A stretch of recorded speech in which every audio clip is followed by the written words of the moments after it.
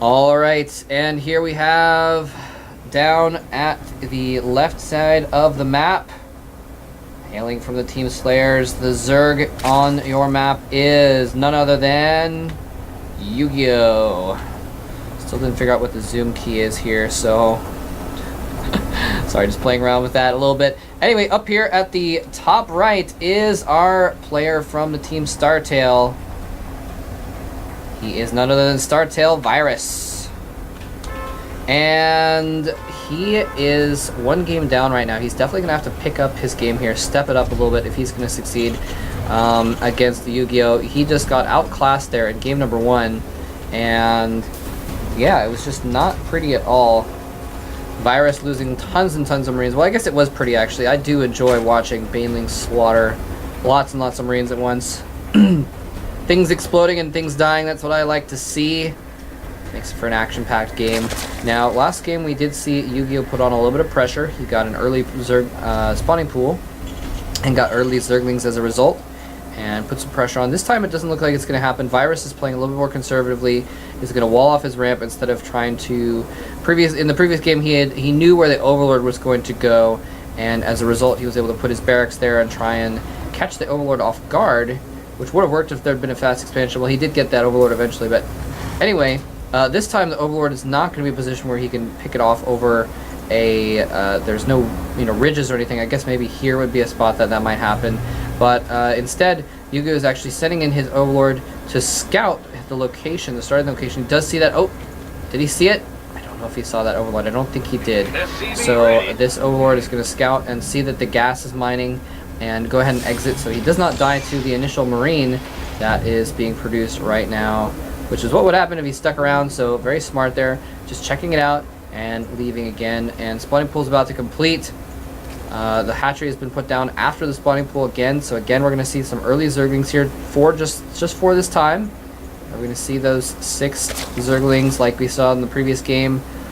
Looks like he's just going to go with 4.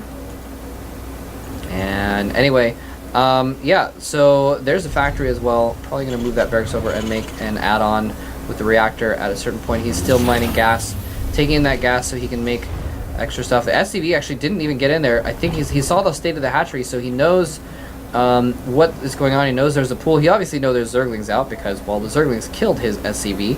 But that means that he's going to know exactly what's going on in the Zerg base. He didn't get any scouting information, though. He doesn't know if there's an early baning nest or anything crazy like that. He doesn't know if there's gas being taken, which was important because he doesn't know if those Zerglings are going to get speed early or not. Anyway, but here we have those Zerglings poking in.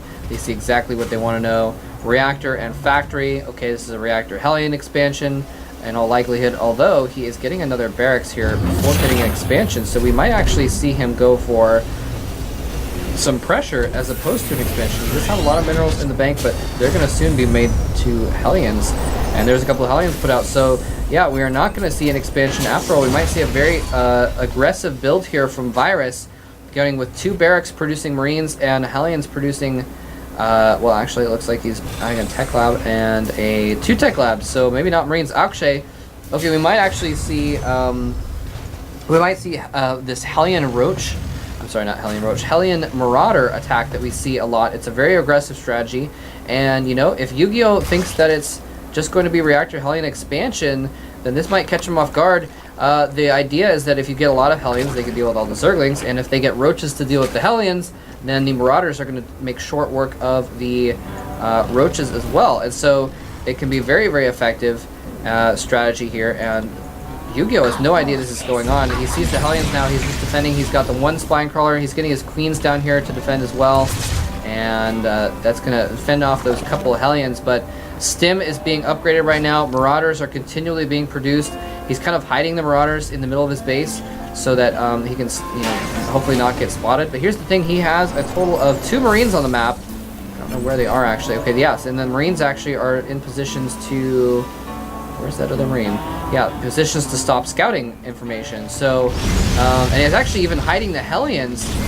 He hasn't shown all the Hellions, he's only shown 2 Hellions, so he's keeping YugiOh completely in the dark. We might see Virus actually just take this game outright because he is producing lots of Marauders, probably when Stim and Concussive Shells, well, Stim is actually a ways away. Stim is a long upgrade.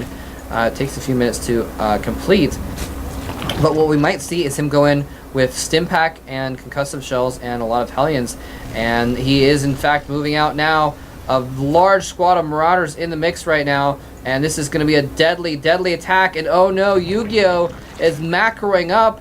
He is making, he's actually making a lot of tech right now. He's getting a macro hatch, getting 2 Evo chambers, getting the Baneling Nest as well as Zergling Speed, starting to get 1-1 upgrades, and he cannot afford this right now. He needs to get units out very quickly. He will be able to get a lot of units out once that extra hatchery finishes, but look at this. 21 Harvesters. This is completely all in from our Terran player, Virus. And YugiOh finally sees what's going on now. He sees this massive force coming in here. The Marauders almost making short work of that Spinecrawler. The SCVs have been pulled as well. I didn't even see that before. SCVs coming in to join the battle. This is completely all in from Virus, but he's doing so much damage with those Spinecrawlers. Finally, the transfusions run out, and the Spinecrawlers are dead, and it is nothing left but the Queens there. 22 Zerglings, 12 Banelings in production. He needs to hold those Zerglings back, hold them back until everything is completed. He needs to go in with every unit at once if he's going to hold this off. Banelings going in, doing some major damage to those Hellions, but I don't think it's enough. Holding the small choke point means that no Zerglings are going to be able to approach those Hellions, and these few Banelings at the top of the ramp, are they going to be enough? They might not even land. They kill off the SCVs, but the Marauders are still alive, killing everything. Wow, Virus going with a huge all-in attack here, and it looks like it is going to work. He's killed everything that Zerg has been able to throw at him thus far. Banelings going off on the Marauders is not what he wants right now, and it looks like we're going to see a GG any moment from our Zerg player, YugiOh. The SCVs are still alive, a couple of them, repairing those Hellions. Not many SCVs back at home, but it doesn't matter. I think he can win with just this army. One last Spinecrawler in the main is all that remains between YugiOh and defeat, and between Virus and victory, I guess I should say. A lot of those Hellions are very badly damaged, but I think it's going to be the end here pretty soon, and YugiOh is going to be forced to tap out, making a few last Banelings. I guess he's hoping that he can maybe kill off all of those Hellions with a couple good Baneling hits, but it's not going to happen at this point. At this point, there's no pressure he can put on him. He can just kite those Banelings if he needs to. And there's the Banelings going in. They're going to blow up, kill a couple Hellions, and damage a lot of them, but it's just too little. And I'm not sure why YugiOh is still in this game. He just made 12 more Zerglings with his last minerals. He didn't have enough to make a drone even. GG coming from YugiOh. Virus takes game number 2.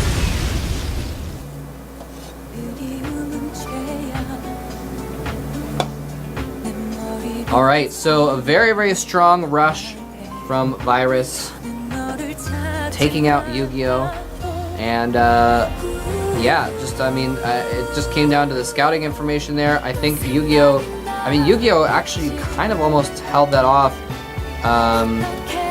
even having almost nothing there.